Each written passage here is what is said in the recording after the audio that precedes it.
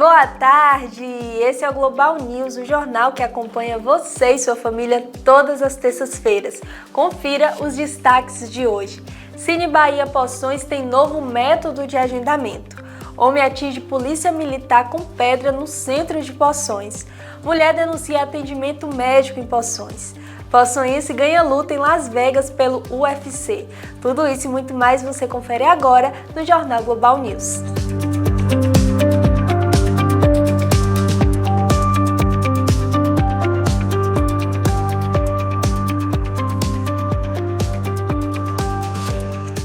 Polícia Militar é atingida com pedra durante a ocorrência no centro de Poções.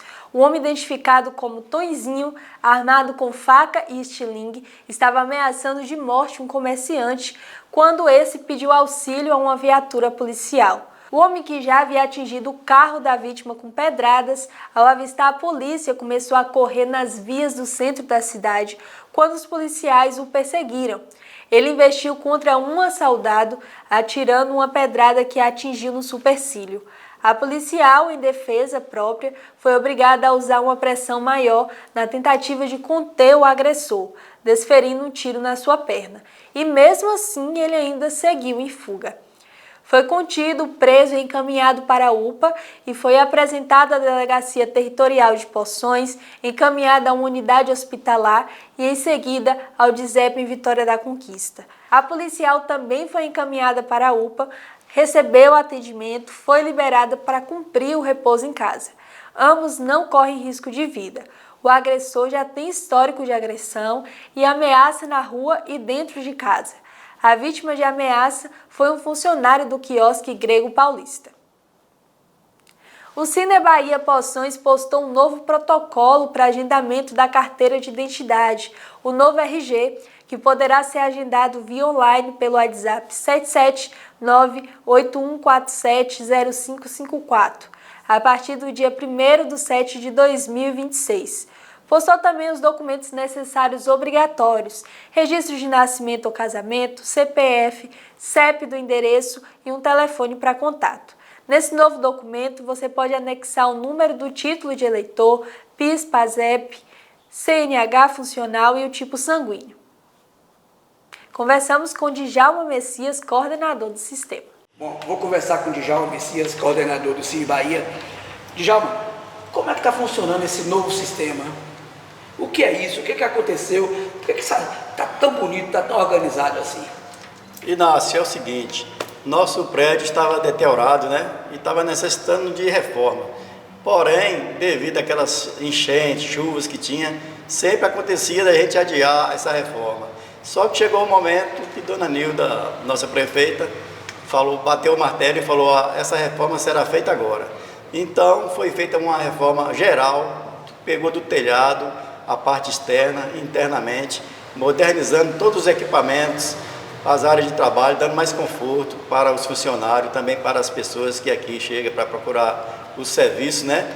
E foi completamente refrigerado o ambiente para uma comodidade melhor para nosso povo.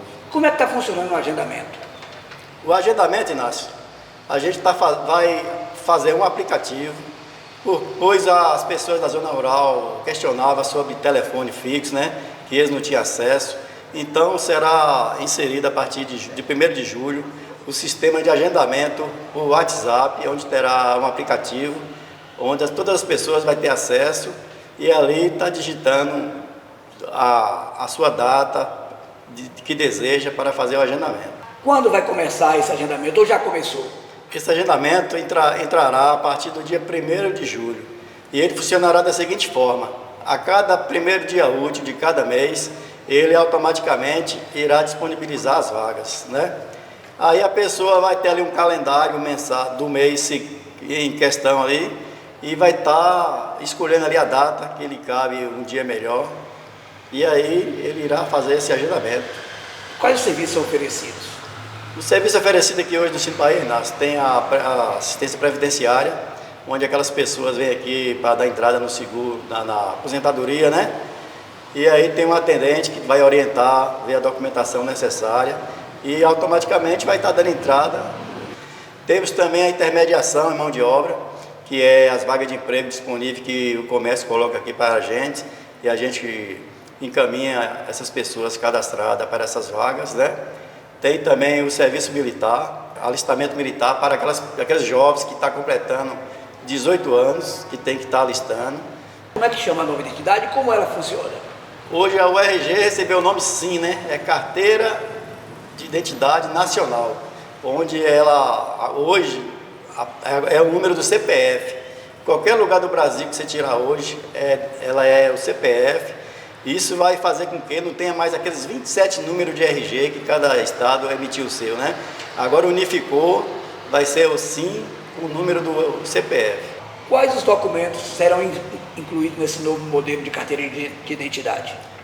A nova carteira de identidade, Inácio, tem os documentos obrigatórios e tem aqueles opcionais. Quais são os obrigatórios? O obrigatório é certidão de nascimento, caso seja solteiro, e de casamento, caso seja casado no civil.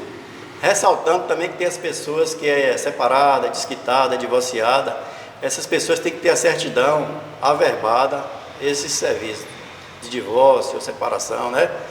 E além disso, o CPF, que é os 3 obrigatórios, é a CPF, certidão de nascimento ou de casamento, caso viúvo também tem que estar averbado o óbito, né? Agora, e até quantos documentos eu posso colocar? Os opcionais, quais são? Os opcionais, Inácio, tem que trazer os comprovantes, tipo sanguíneo, título de eleitor, CNH, de curso superior, quem tem o curso superior pode estar informando o número lá de registro. E aí esses números irão aparecer no QR Code da nova identidade, entendeu?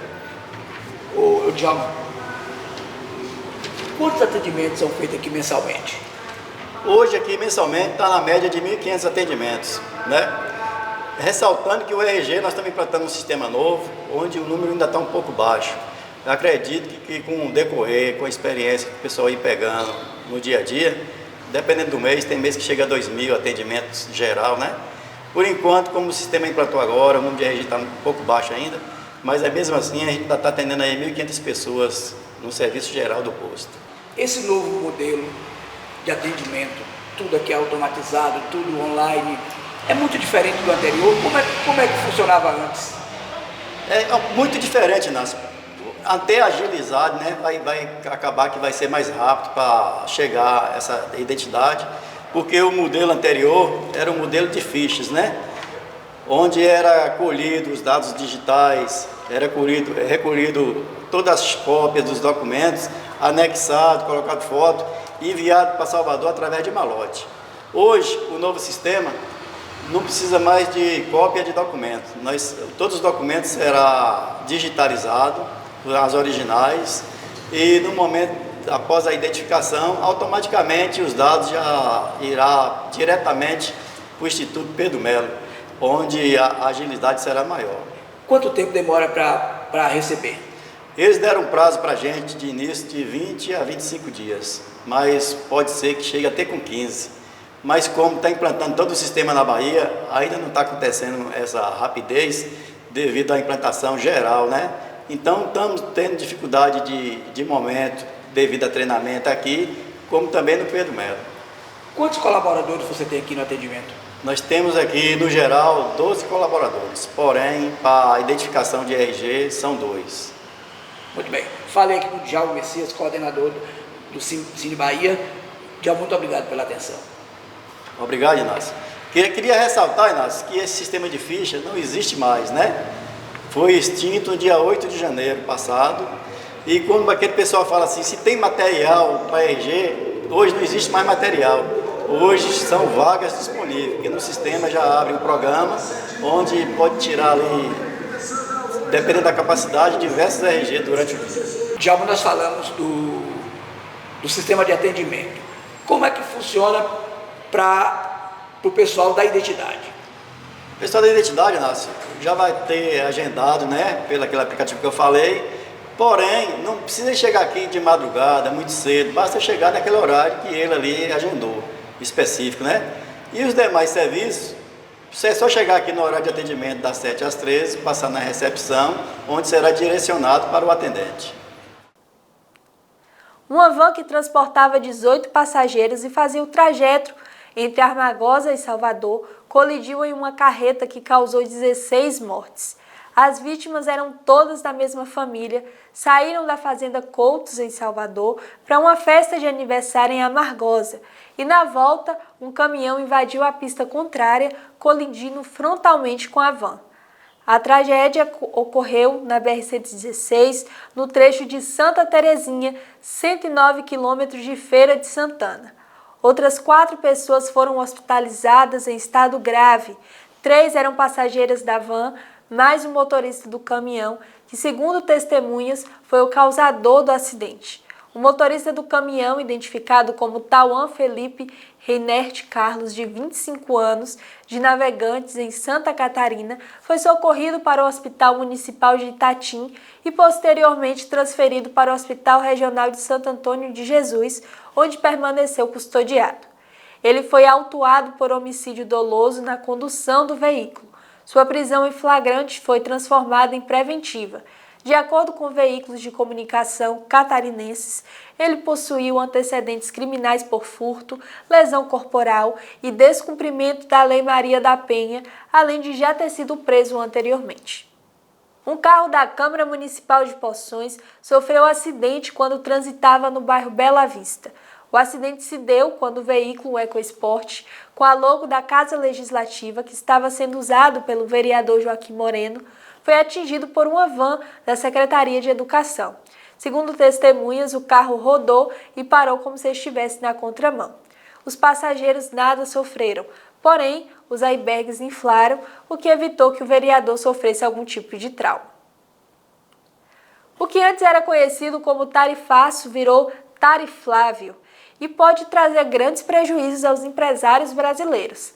Após o anúncio do relatório do representante comercial do governo americano, recomendando uma tarifa de 25% aos produtos brasileiros, que, segundo informações de cientistas políticos e analistas econômicos, foi motivado pelo pedido do senador e pré-candidato à presidência da República, Flávio Bolsonaro, que defende, juntamente com o irmão Eduardo Bolsonaro, deputado deposto, a invasão americana à nação brasileira. O reflexo dessa decisão vem a galope e terá um preço incalculável para a economia do Brasil, afetando antes de tudo e todas as exportações dos nossos produtos. Abre aspas. Foi muito bom ter Flávio Bolsonaro no Salão Oval da Casa Branca. Um jovem inteligente que ama muito o seu país, o Brasil, disse Donald Trump em rede nacional. Acho que ele se referia ao Brasil com Z de zombar, porque isso passa longe de ser amor. Uma senhora de 72 anos, identificada como Maria da Glória Pereira da Silva, que saiu de Ribeirão Preto, no interior de São Paulo, pelo voo LA 3785 da Latam, com conexão para o Mato Grosso, morreu após sofrer uma queda da escada ao desembarcar no aeroporto de Congonhas. Socorrida e levada ao pronto-socorro UPA do Jabaquara, Dona Maria foi transferida para o Hospital Alemão Oswaldo Cruz, na região da Avenida Paulista, em São Paulo, onde não resistiu aos ferimentos e veio a falecer. Casa do Malungo. Inverno, frio de 17 graus em Poções, e no bairro do Tigre, um grupo de fazedores de cultura aqueceram a alma dos convidados com bate-papo e muita música.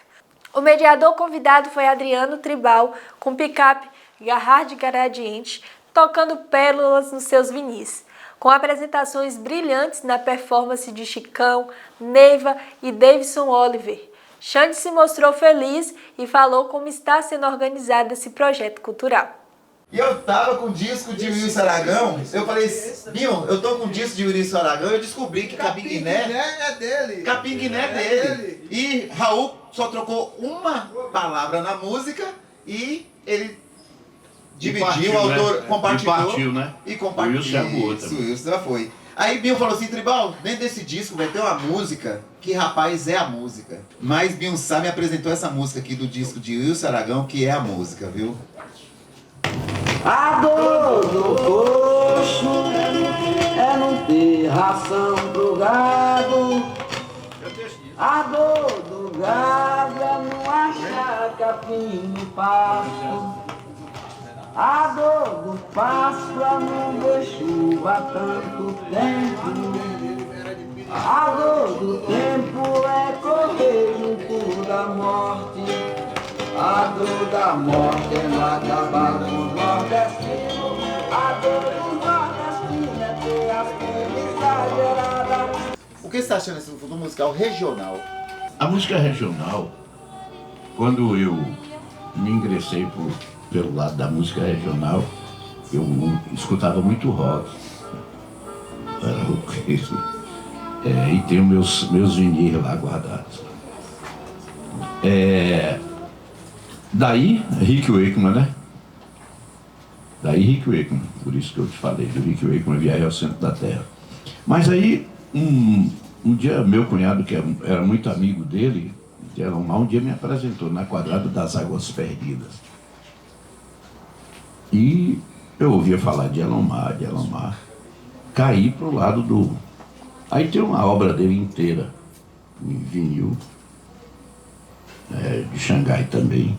Aí, um dia, moro em Salvador, tive a chance de assistir no Cássio Alves a gravação do disco, daquele que você tem aí, que tem ele, Geraldo Azevedo, Vital Farias e Cantoria 1 e depois o 2. Desse dia pra cá e pronto, eu já ouvia Geraldo Azevedo, mas com uma música mais dançante, mais na frente, uma que botaram na época, mas quando eu comecei a ouvir Moça Bonita, Dia Branco e essas coisas, tudo veio por aí, aí foi mudando. Tocando com a banda aí, cheguei em Pedra Azul pra tocar. O cara subiu no palco antes da gente tocar e quem era nada mais do que Paulinho Pedra Azul. Então aí pronto, é outro que eu tenho a obra toda também.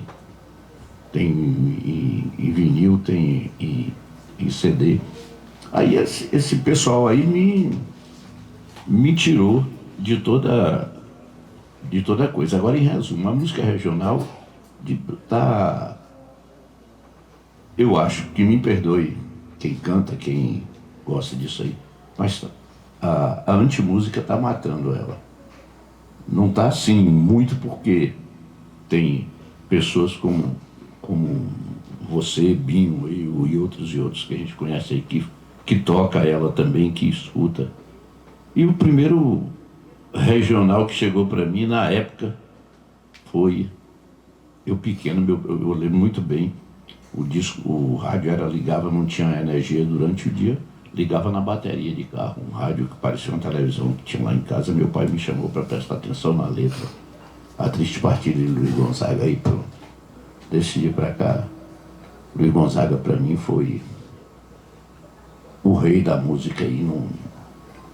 Ninguém tira de minha cabeça isso aí, porque o velho, eu converso com o Binho, de vez em quando a gente fica curtindo aquela música, não dura só por lembrar um dia, né? Rapaz, a música é trabalhada, a música é coisa de louco aquilo ali, pra época, então, regionalizando a coisa toda, aí depois veio pra cá o Bode Velho e companhia pra Xangai e esse povo todo pra mim, para fazer minha cabeça. E a música regional para mim, mas para mim, ela não está morta não, ela está em primeiro lugar.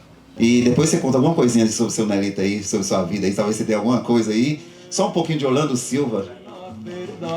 E pensa num romântico.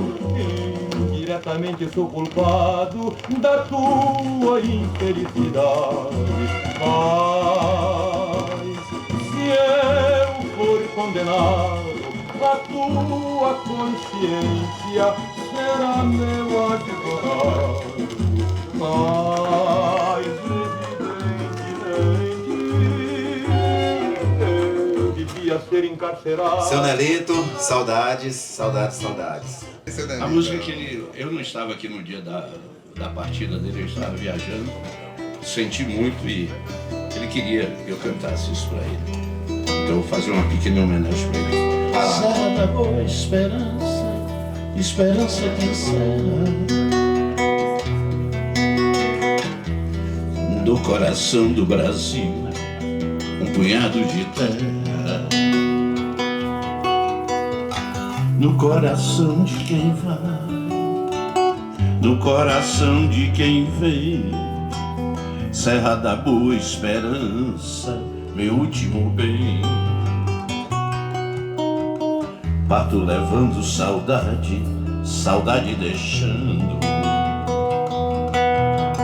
murchas caídas na terra lá perto de Deus. Ó minha serra, eis a hora do adeus, vou embora. Deixa-nos no teu luar adeus.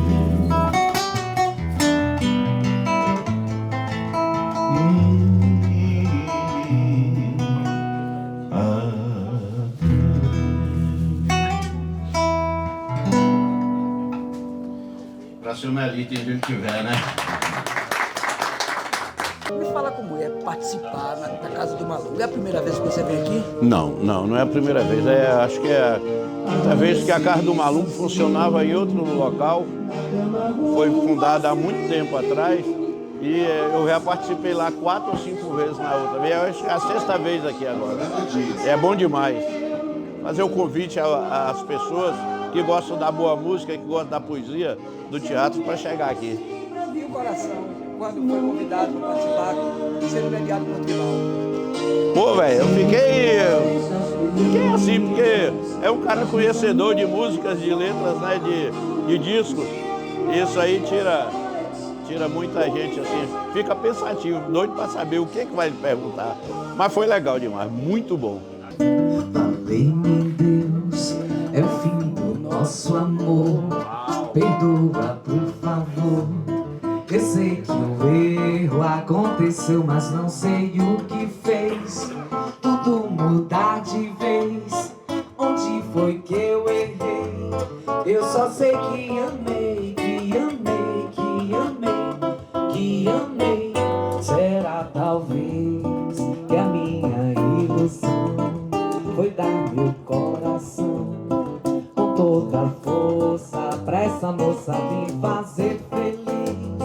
E o destino não quis me ver como raiz de uma flor de lis. Xande, me conta como é que foi a volta da Casa do Malungo. E se você participou daquela primeira etapa? A volta da Casa do Malungo veio através da Penab, de Paulo Gustavo, e a gente resolveu, fizemos a primeira, fomos contemplados e fizemos a primeira edição, a 19ª edição. E juntando a equipe toda, resolvemos ficar fazendo todo último sábado do mês, até o final do ano, a gente retornou às atividades da Casa do Malungo. E da edição anterior, eu fui um dos fundadores da Casa do Malungo. Não era Casa do Malungo, era uma casa de músicas e contos e poesias. Aí o cineasta Rogério Sagno veio e nos deu o nome, sugeriu o nome pra gente tudo no dia antes de abrir a casa. E aí, nesse momento que surgiu, todo mundo abraçou a causa e ficou o nome Casa do Malungo. Mas Como é escolher os convidados? a gente chama hoje em dia mediadores. Então a gente, como hoje Adriano Tribal, a gente olha o sistema de cada um. Adriano Tribal, a gente deveria chamar alguém do vinil e chamamos Chicão. Então a gente escolhe, chama os artistas, as pessoas que fazem cultura, para eles mesmos mostrarem o material deles. Eles mesmos se apresentarem ao público. Então, a coordenação da Casa do Malungo, eles são apenas representantes da cultura. Eles estão levando cultura para todo mundo, mas é através disso aqui, desses aqui, é que a gente está por aqui, entendeu? Essa edição de hoje, quem são os artistas que vão se apresentar? Nessa edição, a mediação ficou por Adriano Tribal, aí a entrevista com o Chico Schettini, hoje voz e violão com Neiva, e David Oliver. Eu tava assim, procurando uma Glória Groove, Gabi Amarantos, uma galera mais. Aí quando falou que era canções que, né, sobre disso, discoteca, algo mais assim, né? Lá nos anos 80, 90 eu falei, poxa, que responsabilidade. Tem que ter uma coisinha assim de uma era mais passada, né? Como você falou, eu sou uma criança, mas é sobre.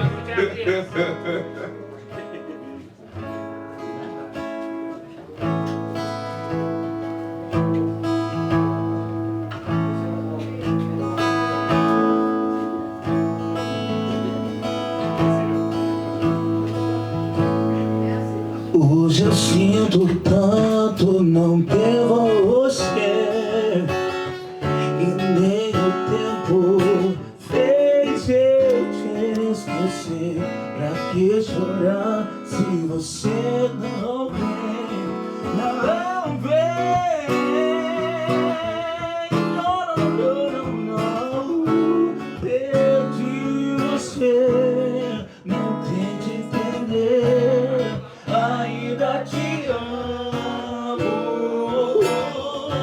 Perdi você, não tente entender.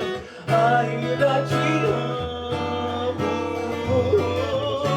Perdi você, sem razão, sem querer.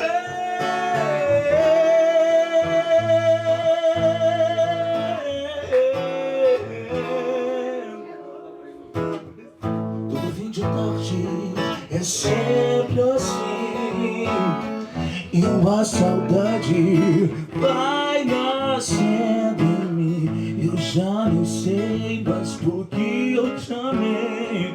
Eu te amei. Não, não, não. Perdi você, não tente entender. Ainda te amo. Perdi você, não tente entender. Ainda te amo. Perdi você, sem razão, sem querer.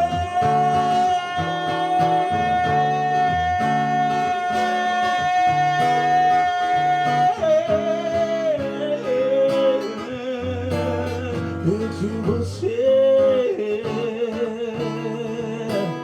perdi você.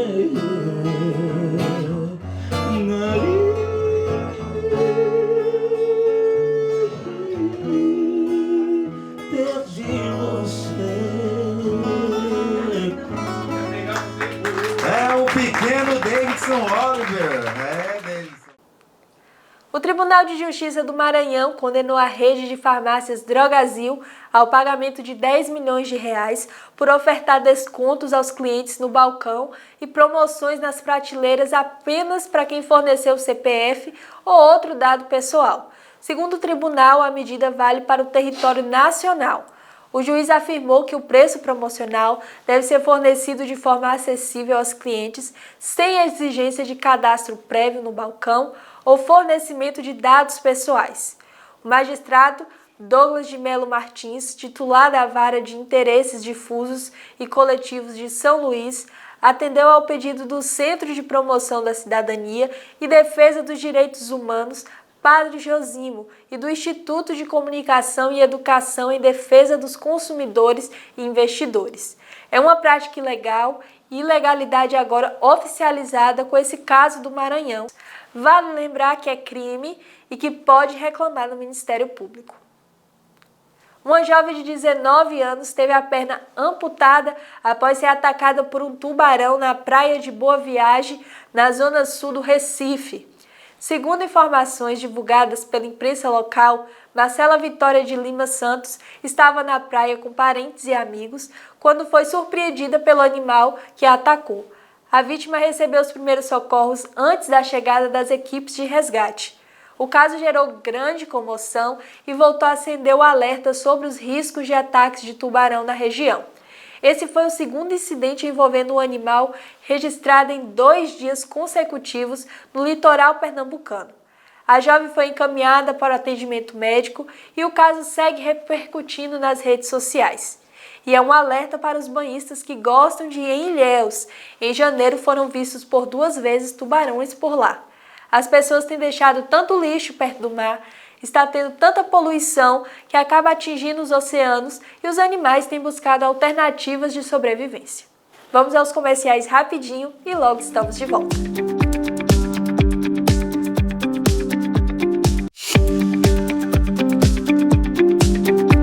O Papa Leão XIV fez a primeira nomeação de uma mulher na Cúria, fato importantíssimo, pois as mulheres têm que ocupar seus espaços. A mulher trata-se da irmã Tiziana Merletti, que será secretária do Discatério para os Institutos de Vida Consagrada e a Sociedade de Vida Apostólica. É um departamento que cuida dos religiosos em todo o mundo. Já aconteceu anteriormente do Papa Francisco nomear a irmã Simona Brambilla em janeiro desse ano, substituindo o cardeal brasileiro João Braz de Avis. E agora, com a nomeação deste 22 de maio, o Discatério tem como mulheres a prefeita e a secretária. Para um lugar que geralmente é liderado por homens desde sua criação, nos traz esperança de dias melhores e de igualdade no meio de trabalho. A irmã Tiziana Merletti pertence às Irmãs Franciscanas dos Pobres. É formada em Direito e fez o doutorado em Direito Canônico na Pontifícia Universidade Lateranense, em Roma. De 2004 a 2013, foi superiora geral do seu instituto religioso. Atualmente, ela é docente na Faculdade de Direito Canônico da Pontifícia Universidade Antoniano, em Roma, e colabora na qualidade de canonista com a União Internacional das Superioras Gerais. Um mulherão, não é mesmo? A Agência Nacional de Vigilância Sanitária, a Anvisa, aprovou o registro do medicamento Nurtec-ODT, novo remédio indicado para o tratamento e prevenção de crises de enxaqueca. Quem tem sabe o quanto horrível é ter uma crise de enxaqueca, e a falta de medicamentos próprios para enxaqueca tem sido um problema. Quando chegamos nas farmácias, são indicados sempre os mesmos, que muitas vezes não resolve o problema. O medicamento é da Pfizer e tem como princípio ativo o hemisulfato de imegepanto sesc hidratado, uma molécula das classes dos antagonistas do CGRP, que é uma proteína ligada à transmissão da dor e à inflamação que acontece durante as crises de enxaqueca. O remédio age bloqueando a ação dessa substância no cérebro, ajudando a interromper ou reduzir a crise. Segundo a resolução da Anvisa, o produto foi aprovado em comprimidos orodispersíveis de 75 mg, tecnologia que permite que o remédio se dissolva na boca sem necessidade de água. O registro vale até maio de 2036. O rimegepanto já era utilizado em outros países, como os Estados Unidos, mas ainda não tinha registro no Brasil. Hoje temos uma notícia importante. A pandemia fez todos nós perdermos muita gente. E agora, as vítimas da pandemia da Covid-19 passarão a ser lembradas oficialmente todos os anos no Brasil. Foi sancionada pelo presidente da República, Luiz Inácio Lula da Silva, a lei de número 15.406, que instituiu a data de 12 de março como Dia Nacional em memória das vítimas da Covid-19. A data faz referência à primeira morte registrada pela doença no país. A lei tem como objetivo de preservar a memória das mais de 700 mil vítimas e reconhecer os impactos sociais, econômicos e humanos provocados pela pandemia. O senador Humberto Costa, quando votou favorável, ressaltou que a criação da data tem caráter simbólico e educativo, com a intenção de lembrar das vítimas e reforçar a importância de políticas públicas de saúde, pois esse foi o maior desafio sanitário deste século, causando impactos como sobrecarga no sistema de saúde e dificuldades no acesso a leitos e equipamentos. Como o senador disse, é um gesto de empatia e respeito institucional.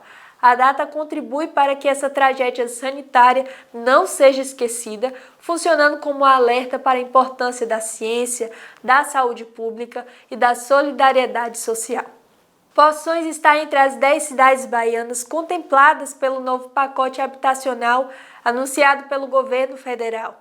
Serão 308,5 milhões de reais do Fundo de Arrendamento Residencial, o FAR, investido para a construção de empreendimentos habitacionais em diversas regiões da Bahia. Para Poções foram destinados 192 moradias, com investimento de 29,2 milhões de reais. A iniciativa faz parte das ações voltadas para ampliar o acesso à casa própria e reduzir o déficit habitacional nos municípios. Além de Poções, também foram contempladas as cidades de Feira de Santana, Paulo Afonso, Campo Formoso, Brumado, Ipirá, Tucano, Camaçari, Itabuna e Vitória da Conquista. Uma moradora de Poções denunciou nas redes sociais as dificuldades enfrentadas para buscar atendimento médico na cidade inclusive para casos graves como o do seu pai, que sofreu um acidente de trabalho. Segundo o relato do vídeo, o pai estava utilizando uma ferramenta para cortar ferro quando uma faísca ou fragmento metálico atingiu um dos seus olhos, causando fortes dores e dificuldades para enxergar. Segundo a moradora, a primeira tentativa de atendimento aconteceu no Hospital São Lucas, onde o paciente aguardou por mais de 1 hora, sem ser chamado para consulta médica. A filha afirma que, diante da demora e do sofrimento do pai, procurou informações sobre o atendimento e teria constatado a ausência de profissionais no pronto-socorro. Ainda segundo a denúncia, sem conseguir atendimento no hospital, a família decidiu procurar a UPA 24 horas. Lá, o paciente passou pela triagem e foi encaminhado para a consulta médica, onde o médico ouviu o caso, mas que na avaliação dela não foram realizados procedimentos para verificar a existência de fragmentos metálicos no olho, nem qualquer tentativa de lavagem ou remoção do possível corpo estranho. A moradora afirmou que foram administrados medicamentos para aliviar a dor e foi liberado. A denunciante afirma que o pai permaneceu sentindo fortes dores e com dificuldades para abrir o olho, sendo necessário aguardar o dia seguinte para buscar atendimento com especialista em oftalmologista de maneira particular. O caso gerou questionamentos sérios e necessários sobre a estrutura e a agilidade do atendimento prestado nas unidades de saúde do município, especialmente em situações consideradas urgentes. A moradora pede que as autoridades competentes apuiem os fatos e avaliem possíveis melhorias dos serviços oferecidos à população. Essa queixa tem sido uma pauta persistente por aqui e sem retorno de melhorias até o momento. Falta de vergonha, você vem no hospital, não tem ninguém, né? Some tudo, ó. Não tem ninguém aqui para atender, ó. Essa falta de vergonha, viu? Vem trazer meu pai, não tem ninguém para atender. Tudo esperando aqui sentado, ó. Um vídeo produzido com inteligência artificial e publicado pela representação diplomática do Irã na Tunísia ganhou repercussão nas redes sociais na segunda-feira, dia 1º. As imagens mostram uma figura inspirada no Cristo Redentor enfrentando a Estátua da Liberdade, um dos principais símbolos dos Estados Unidos. Na publicação, a mensagem associada ao vídeo descreve a cena como uma vitória da fé sobre o imperialismo. O conteúdo rapidamente viralizou e gerou debates nas redes sociais sobre o uso da inteligência artificial em campanhas de comunicação política e diplomática. Além dessa, outra publicação atribuída à representação iraniana no Tajiquistão também chamou a atenção. No vídeo, uma figura representando Jesus Cristo aparece atacando o presidente dos Estados Unidos, Donald Trump. Durante a animação, é falada a expressão que pode ser traduzida como "sua hora chegou" ou "seu acerto de contas chegou". Segundo relatos da imprensa internacional, representações diplomáticas iranianas têm utilizado com frequência conteúdos produzidos por inteligência artificial para criticar adversários políticos, incluindo Trump e o primeiro-ministro de Israel, Benjamin Netanyahu. Na quinta-feira foi celebrado o dia de Corpus Christi, ou seja, Corpo de Cristo. Nesse dia, os grupos, movimentos pastorais e comunidades se reúnem ao lado da Igreja Matriz para confeccionar os tapetes feitos de pó de serra, borras de café, sal e muita cor com xadrez e bisnagas. A diversão é garantida. Você sai no mínimo com a mão colorida e um pouco de serragem no cabelo. E se for com alguém que gosta da zoeira, garanto que a tinta no rosto vai ter também. Toda essa alegria e o cuidado de fazer imagens bonitas, bem feitas, que de alguma forma representa a igreja, demonstra o amor dos fiéis por Jesus Cristo, em especial pelo presente que deixou em forma de pão e vinho consagrados no altar, que é a presença real do Cristo presente na terra. Esse dia tão especial, que começou lá em 1264, com o Papa Urbano IV, é o momento em que, assim como se estendem tapetes vermelhos para os reis desse mundo, os fiéis preparam o chão para o Rei do Universo.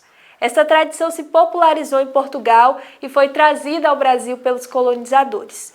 Esse evento convida os fiéis a levarem a hóstia consagrada para fora dos templos, transformando as vias públicas em um prolongamento da adoração e da fé por meio de uma procissão. Aqui foi da Igreja Matriz até a Santa Rita, com um céu muito bonito. Confira como foi. Essa tradição do Corpus Christi, você sabe de onde veio, como começou?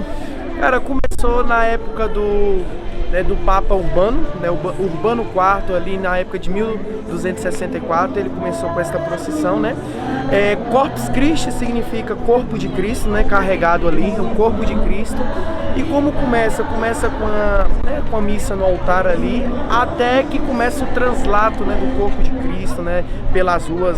E tem a tradição aqui na nossa igreja, nas nossas paróquias, que é a confecção dos tapetes, né? Onde o corpo de Cristo ele vai passar, né, com júbilo, né?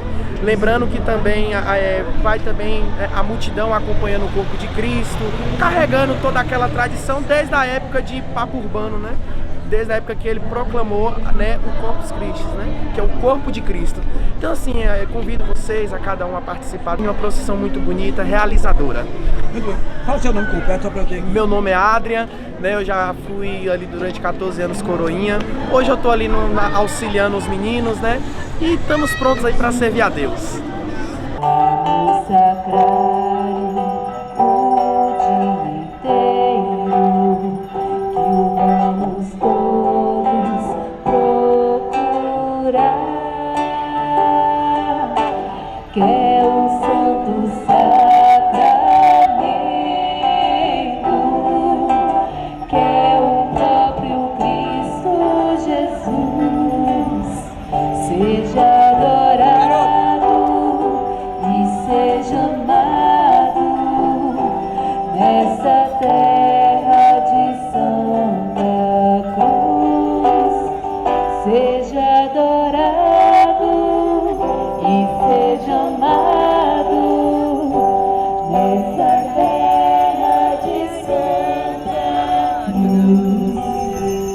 A Agência Nacional de Vigilância Sanitária, Anvisa, determinou o recolhimento de um lote da água mineral Cristal após a identificação de uma bactéria em amostras analisadas por um laboratório oficial.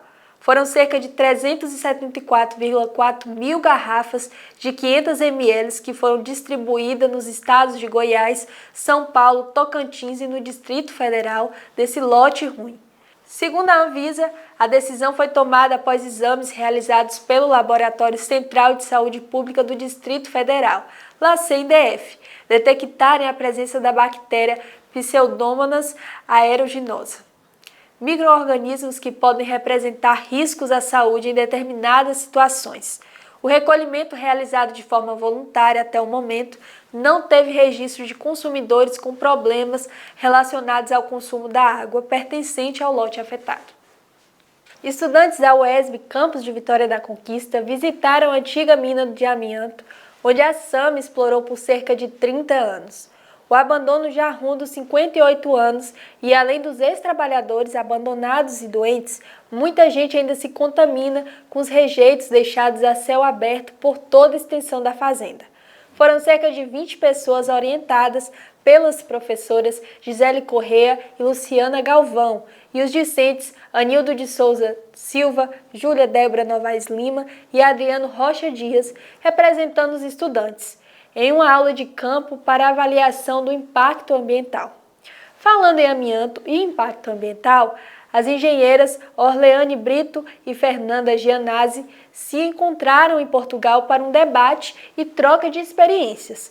Orleane, que desenvolve sua tese de doutorado, e Fernanda, uma líder mundial no combate da extração e o comércio do asbestos no mundo, fez mais uma viagem representando o Brasil, especialmente a Abrea e a Avicaf, com referência a Poções e Bom Jesus da Serra com seus expostos e contaminados.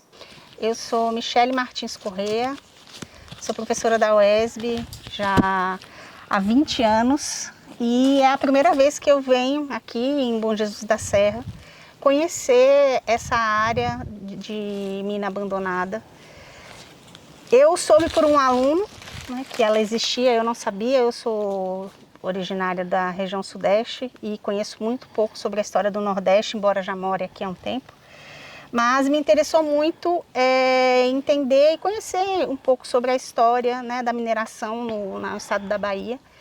E durante a disciplina que eu estou ministrando junto com a professora Luciana, nós pensamos que a visita aqui ao local seria muito interessante para os estudantes conhecerem, para a gente também conhecer um pouco mais sobre a história de construção dessa mina e desativação dela também. E principalmente dos impactos ambientais gigantescos que ela deixou quando saiu daqui. E a professora Luciana, como a senhora viu essa visita? Então, eu sou a Luciana Galvão, sou professora também da UESB, da área de Ecologia do DCN, Departamento de Ciências Naturais. Eu moro aqui no estado da Bahia há apenas 3 anos, então é a primeira vez que eu tenho contato real com uma área dentro do estado em que a gente consegue ver, observar claramente um passivo ambiental e social muito grande, né? E a gente percebe que marca a história da população, da comunidade, da região e também a história natural, né, da área. A gente conseguiu observar nessa visita que a gente fez aqui a dimensão, pelo menos a dimensão mais imediata desse impacto causado por uma empresa que se instalou, né, e que abandonou o seu empreendimento depois de conseguir obter o seu lucro, abandonou o empreendimento e o passivo ambiental e social para que a sociedade brasileira tente recompor, né, o que foi abandonado. Então, para mim, essa visita foi essencial, né, para conhecer essa história toda, para a gente conseguir testemunhar do ponto de vista como biólogos, como ecólogas, né? E na formação também dos nossos estudantes, eles estão numa disciplina chamada Avaliação de Impacto Ambiental.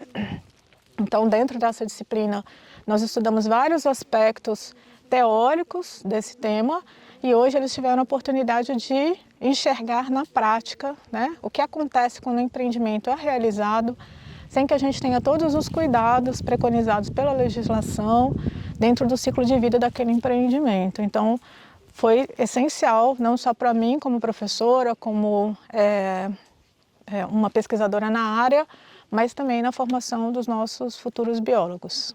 Como é que a senhora chegou até nós da VICAP? A VICAP é uma associação que cuida dos contaminados. Sim. Ocupacional e ambiental. Como é que a senhora chegou até a gente? Então, foi por intermédio do nosso aluno, Anilton, né, que é estudante do curso de Ciências Biológicas e é morador da região, né? Então, ele conhecia, ele falou para a gente que ele só depois de adulto é que veio entender que ele era uma pessoa exposta a esse tipo de problema e que ele procurou se inteirar, conhecer melhor. Ele tem até interesse em fazer pesquisa sobre essa questão e ele então que nos trouxe, né, o contato de vocês com a professora Michele, que fez o contato com a associação. Eu não tinha ideia de que existia mineração de amianto no estado da Bahia. Para mim era só em Goiás, porque eu vim de Brasília, então o que eu conhecia de mineração de amianto era em Goiás, né? Lá na região de Minas Sul. Estamos aqui na cidade de Ericeira, em Portugal, né, e tendo a oportunidade de receber a nossa mais querida Fernanda Gianazzi, brasileira, né, a nossa representante aqui da ABRE, Associação Brasileira dos Esportes do Amianto no Brasil. E vamos ouvir um pouquinho dela falar sobre sua experiência, né, aqui em Portugal e quais são os pontos positivos que ela pôde enxergar nessa vinda dela aqui para poder conhecer algumas cidades e também ter uma percepção mais relacionada à questão da visão do amianto aqui no país de Portugal. É com você, Fernanda. Então, meus amigos na Bahia, em Poções, Bom Jesus da Serra, dizer o seguinte: junto com Orleane, com quem nós trabalhamos aí sobre a questão da mina abandonada da Sama, e aqui nós estamos aprofundando todo esse conhecimento, acompanhando o trabalho que Orleane vai fazer no seu doutorado aqui em Portugal, e no que for possível nós iremos ajudar e trazer tanto a experiência brasileira das associações, inclusive da VICAF, e também conhecer como é que está a situação das vítimas do amianto aqui em Portugal. Esse, então, é um momento importante para nós, para iniciarmos essa parceria Brasil, Portugal, e tendo uma baiana aqui, né, representando o trabalho de vocês aqui. E já deixo também registrado, né, que no futuro muito breve teremos novidades com relação às pesquisas que eu estou desenvolvendo aqui em Portugal, que já iniciei o doutorado há 1 ano. E muito em breve já teremos alguns artigos, alguns dados que já estarão tomando proporção aí, né, de revistas de alto impacto no Brasil e no mundo, com relação a alguns dados de Bom Jesus da Serra. Então já dados relacionados à análise de solo, de água, de sedimento.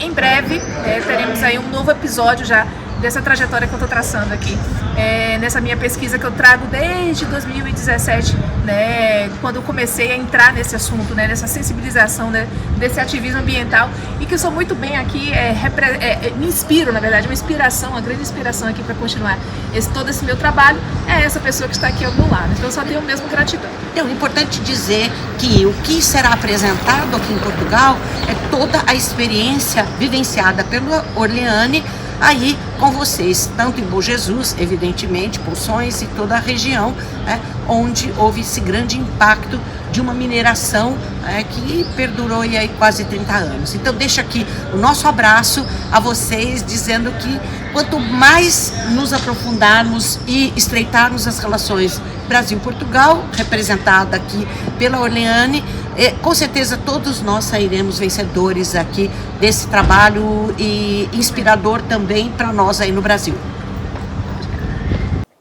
Vamos para um comercial e logo voltamos.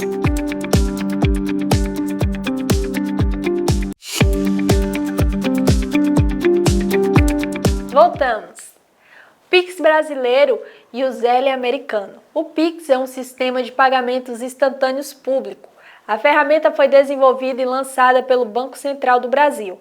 O Banco Central também é responsável pela regulação e pela infraestrutura tecnológica necessária para o funcionamento do sistema. Agora o Zelle foi lançado em 2017 e é uma iniciativa privada do sistema bancário dos Estados Unidos. O sistema foi criado por uma empresa de tecnologia financeira controlada por grandes bancos dos Estados Unidos, como Bank of America, Capital One, JP Morgan Chase, PNC Bank, Twist, US Bank, Wells Fargo. Enquanto o Pix funciona para qualquer banco, o Zelle só funciona para os bancos que constituíram o sistema. O empresário Valdinei Fernandes Santos, de 51 anos, que teve seu desaparecimento registrado na última terça-feira, dia 3, morador da rua Carlos Chagas, no centro de Piauí, ele não manteve mais contato com parentes após sair de casa naquela manhã. O último contato com Valdinei ocorreu por volta das 11h37. Na ocasião, ele informou que seguia em uma picape Fiat Strada Prata para uma fazenda de sua propriedade, localizada na região da Jaguarana, zona rural de Itagi, onde mostraria o imóvel a um possível comprador. Na manhã desta sexta-feira, dia 5, um novo desdobramento aumentou a apreensão da família. A Fiat Strada, pertencente ao empresário, foi encontrada abandonada em uma área rural conhecida como 7 Voltas, na divisa entre os municípios de Ibirataia e Ibirapitanga. Um corpo em elevado estado de decomposição dificultou a identificação. Ponte que custou mais de 36 milhões desaba e deixa 4 feridos. Momento em que a ponte de Sena Madureira, no Acre, desmorona. Esse é o retrato de um país que tudo vai de mal a pior. Uma obra que custou 36 milhões de reais, construída pelo governador Gladson Camelli, do PP, declaradamente bolsonarista e denunciado por corrupção, agora está no fundo do rio Iaco. A ponte estava totalmente interditada para pedestres e veículos desde quinta-feira, dia 4. A decisão ocorreu após equipes técnicas detectarem riscos de desabamento nas margens do rio Iaco e desabou na madrugada de sexta-feira, dia 6.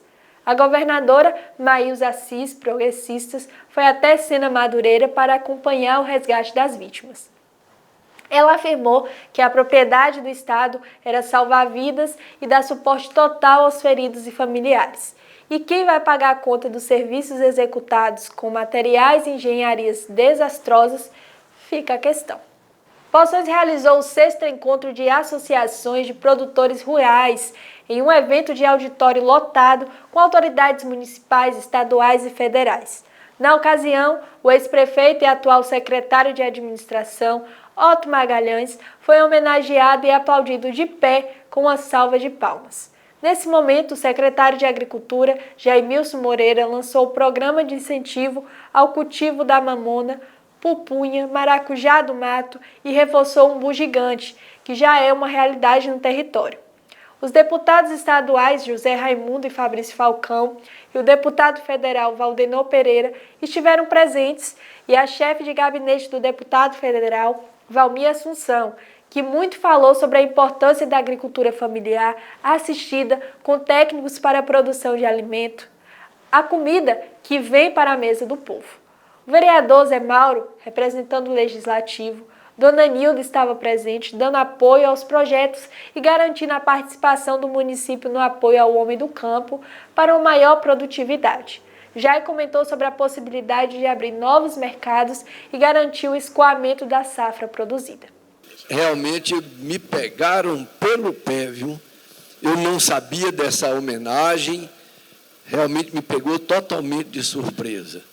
E eu fico muito grato, muito agradecido a todos aqueles que gravaram, ao Jânio Bonfim, esse grande companheiro,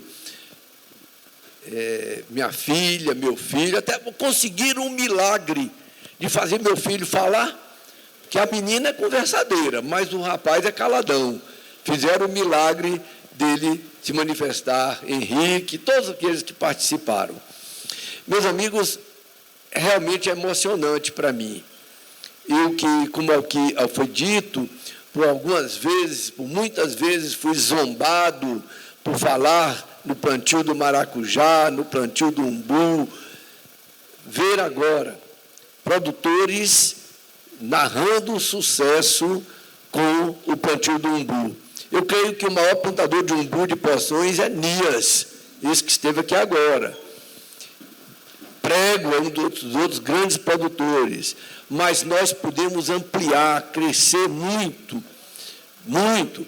E eu quero dizer que eu também plantei pés de umbu gigante na minha casa, num terreno ao lado e lá na fazenda. É pouquinho, mas eu também tenho. E quero dizer-lhes também que a agricultura, para mim, é fundamental. Eu só não moro na roça porque os meus compromissos aqui não permitem. Mas, tendo fazenda da Caatinga e na mata, tenho alguma experiência sobre o que é plantar, o que é produzir, o que é criar, e das dificuldades que nós, produtores rurais, enfrentamos. A agricultura familiar neste país, então ter alguma organização como a SECAF, que organiza esse conjunto de empreendimentos, é muito importante. Aproveito para te saudar, mas para parabenizar também o Eudes. Saudar aqui saudar também parabenizando esse secretário, que é um orgulho, com certeza, para a Dona Nilda, para a Doutor Otto, para Poções, mas é um orgulho para nós também, que somos da agricultura familiar. Esse secretário de Agricultura de Poções, que é o meu companheiro Jai, que é um secretário que mostra para a gente como a agricultura é e deve ser um lugar de destaque, fazendo isso a partir da organização e da gestão pública, mas também da ação efetiva na vida das pessoas. Saudar essa mesa, saudando Doutor Otto, e eu vou ser piegas, como as pessoas fizeram aqui, porque a gente não pode passar por essa homenagem sem registrar.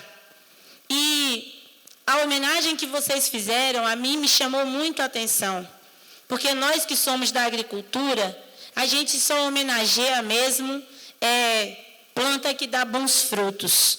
E essa homenagem, quando estava passando os vídeos, a gente olhava e se caísse um grão no chão, dava para a gente ouvir, porque todas as pessoas estavam prestando atenção, porque elas entendiam o merecimento dessa homenagem.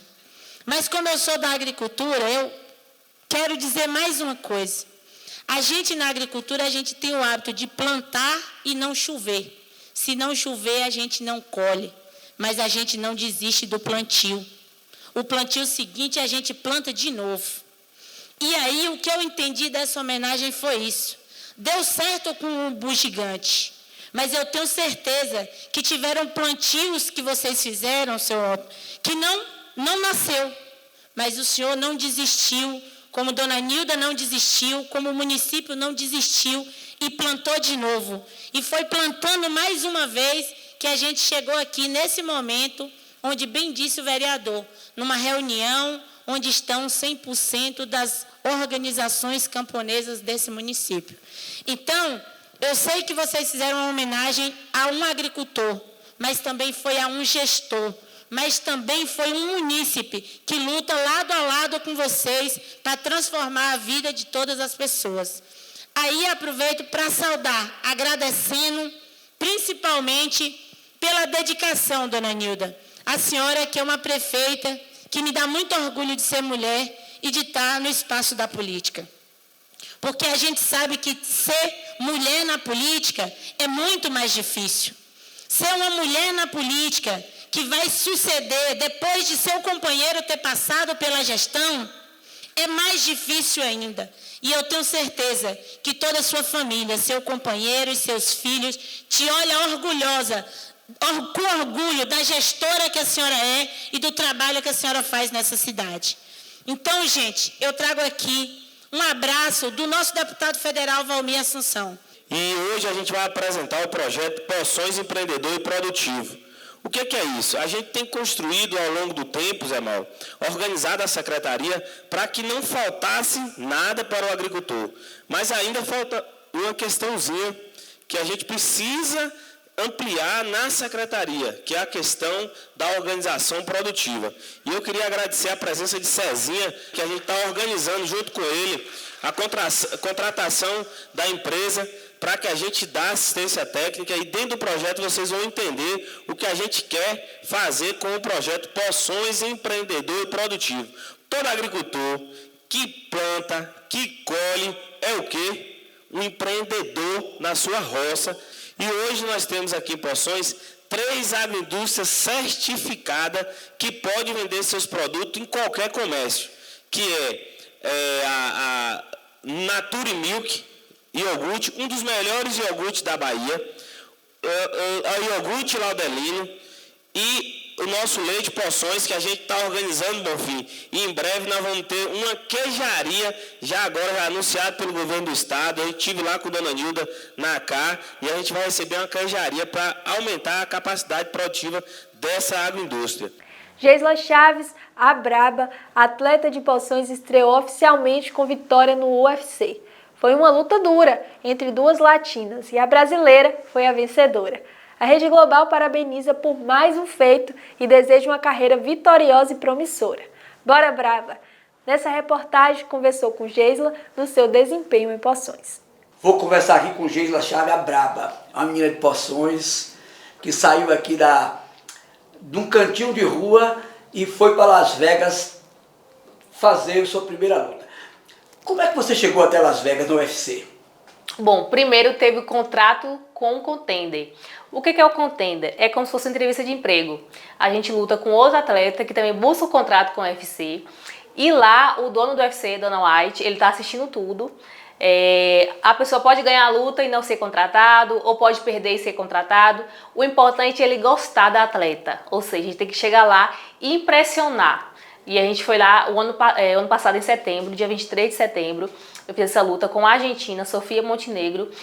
Foi uma guerra, tanto que as duas foram contratadas, eu ganhei a luta, mas as duas foram contratadas. A gente foi sangue o tempo todo, foi guerra o tempo todo, e graças a Deus, Dana White gostou das duas e contratou as duas atletas. Essa foi a forma com que eu cheguei no UFC. E como foi chegar lá? E depois que deu certo, que foi contratada, como é que foi essa emoção, o coração, como é que foi a vida? Como é que ficou a sua cabeça? Logo no início, meio que não faltou eu cair na real, assim, sabe? Foi um sonho, é um sonho para todo atleta de MMA, chegar na maior organização do mundo, que é o UFC. Quando eu cheguei, acabou que eu não acreditei ainda que era real, só caiu a ficha mesmo quando chegou o contrato da primeira luta, que foi a que eu fiz agora. Quando chegou o contrato, que eu falei, chegou o contrato, é real. E aí caiu a ficha, a gente começou a estudar atleta, a treinar em cima dessa atleta, das dificuldades, das lacunas, né, do jogo da atleta, pra gente poder disputar aí a primeira luta, né? A estreia no UFC, a tão esperada estreia no UFC. E como foi essa luta? Bom, eu lutei com uma venezuelana Yuzini, o nome dela, Yuzini. Foi uma guerra também. Na verdade, toda vez que a Braba entra em ação, toda vez que eu entro no octógono para propor uma guerra, gosto muito de trocação, que é o jogo que todo mundo gosta de assistir, de porradaria, né? E a atleta também, a gente sabia que ela também viria para a trocação, pelo que a gente tinha estudado sobre ela.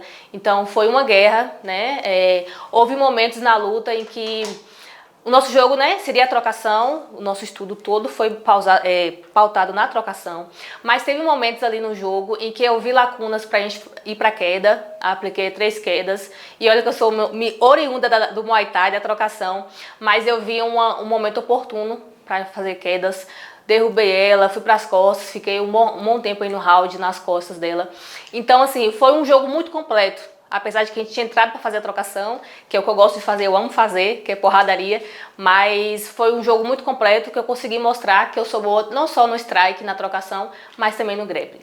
Agora, emocionalmente, essa primeira luta, como é que foi para você? Como é que foi o coração, a cabeça?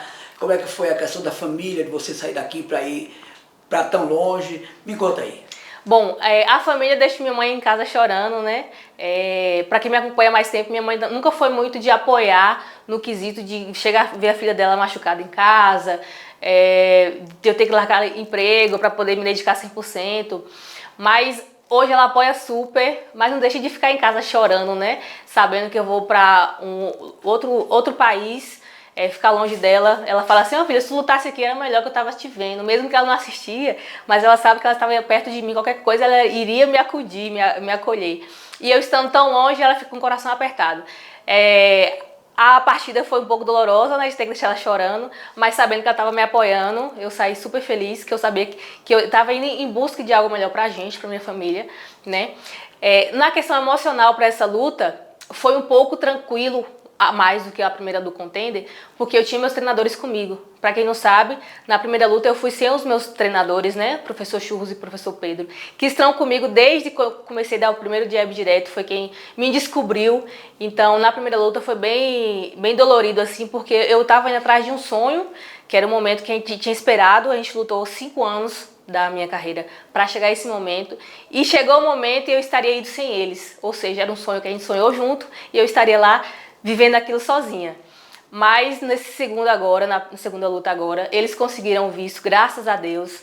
Então eu já fui mais tranquila, saber que eu estava amparada com as pessoas que me conheciam, né? Apesar que a primeira luta eu fui com 2 treinadores, meu empresário de Salvador e o treinador do Galpão da Luta de Salvador, mas só quem é realmente técnico da pessoa vai saber o que dizer, o que não dizer, o que motivar, sabe quando eu tô feliz, quando eu tô triste, quando eu tô com medo, sabe o que dizer para me motivar. E as pessoas que estavam comigo naquele momento realmente não sabiam, né?